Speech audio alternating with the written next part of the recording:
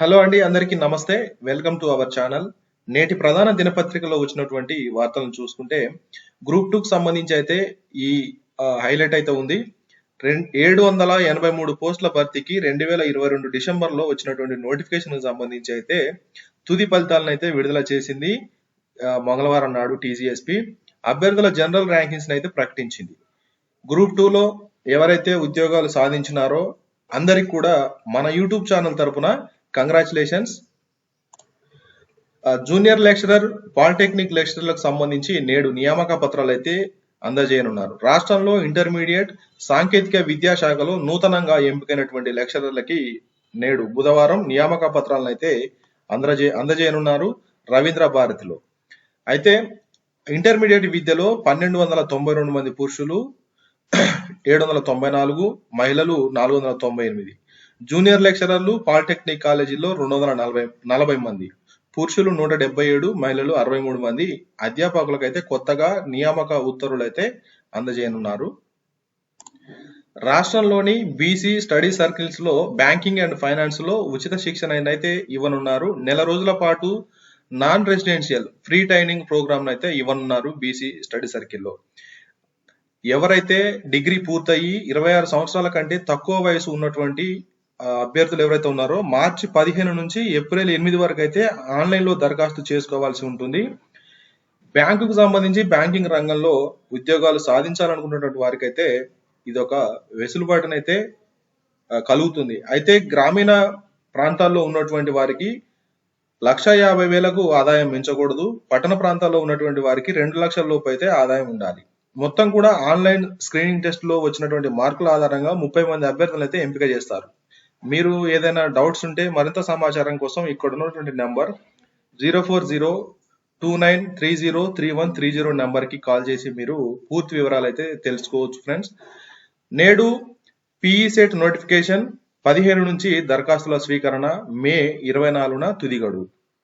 తెలంగాణ రాష్ట్రంలో ఉన్నటువంటి బీపెడ్, డిపిఈడి కోర్సుల్లో ప్రవేశాల కోసం నిర్వహించేటువంటిది ఇది పీఈ సెట్. దీనికి సంబంధించి అయితే ఈ నెల 15 నుంచి ఆన్లైన్ లో దరఖాస్తులను అయితే స్వీకరిస్తారు. నేడు పీజీఈ సెట్ నోటిఫికేషన్ కూడా వచ్చింది. రాష్ట్రంలో ఉన్నటువంటి ప్రభుత్వ, ప్రైవేట్ ఇంజనీరింగ్ కళాశాలల్లో ఇంజనీరింగ్ పీజీ కోర్సులో ప్రవేశాల కోసం నిర్వహించేటువంటిది ఇది. దీనికి సంబంధించి మార్చి 12న అయితే ఈ రోజు దరఖాస్తులను అయితే ఈ నెల 15 నుంచి స్వీకరిస్తారు. రాష్ట్రంలో వచ్చే విద్యా సంవత్సరం 2025-26 సంవత్సరానికి ఇంజనీరింగ్ ఫీజులు అయితే భారీగా పెరగనున్నాయి. ఇంజనీరింగ్ లో అత్యధిక ఫీజు 2,23,000. ఇది ఏ కాలేజీలో ఎంతవరకు ఫీజు ఉన్నాయో మనం తెలుసుకుందాం.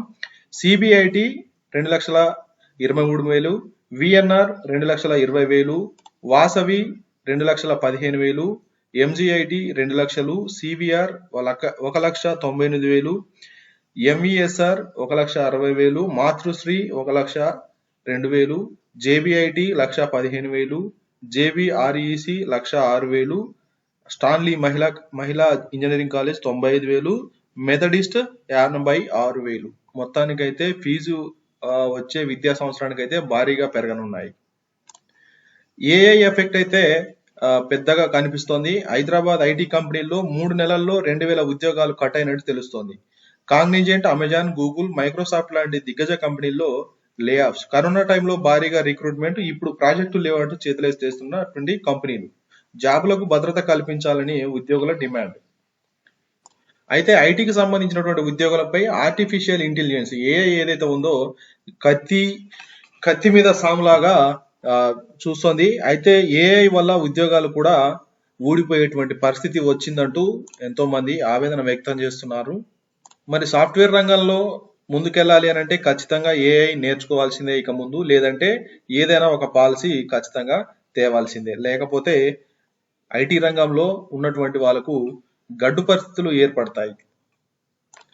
నిరుద్యోగులకు రాజీవ్ యువ వికాసం కింద రాష్ట్ర ప్రభుత్వం అయితే కొత్త పథకాన్ని అమలు చేయబోతోంది. ఒక్కొక్కరికి 3 లక్షల ఆర్థిక సహాయం ఎస్సీ, ఎస్టీ, బీసీ, మైనారిటీ కార్పొరేషన్ల ద్వారా 5 లక్షల మందికి వర్తింపజేసేటువంటి అవకాశం.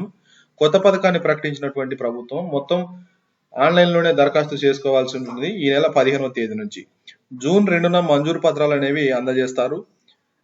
నిరుద్యోగుల కోసం రాష్ట్ర ప్రభుత్వం కొత్త పథకాన్ని అయితే ప్రకటించింది.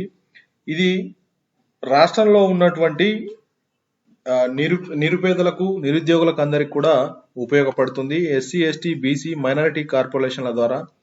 అయితే రాష్ట్రంలో ఉన్నటువంటి చాకలి ఐలమ్మ మహిళా యూనివర్సిటీలో మంగళవారం ఏర్పాటు చేసినటువంటి సమావేశంలో డిప్యూటీ సీఎం గారు అయితే తెలియజేయడం జరిగింది. మరింత ఇన్ఫర్మేషన్ కోసం మన ఛానల్ని చూస్తూనే ఉండండి. విద్య, ఉద్యోగం, ఉపాధి అవకాశాల కోసం ప్రతి ఒక్కరికి ఎంతో ఉపయోగపడుతుందని ఈ వీడియో ఆశిస్తున్నాను. మన వీడియో చూస్తున్న వారైతే ఖచ్చితంగా ఒక లైక్ అయితే చేయండి. ఎంతో ఎనర్జీ ఇచ్చిన వాళ్ళు అవుతారు. దాంతోపాటు మనకు కొత్తగా చూస్తున్నటువంటి సబ్స్క్రైబర్స్ అయితే ఖచ్చితంగా మన ఛానల్ని సబ్స్క్రైబ్ చేసుకొని పెట్టుకోండి friends. Thank you friends. Thank you for watching.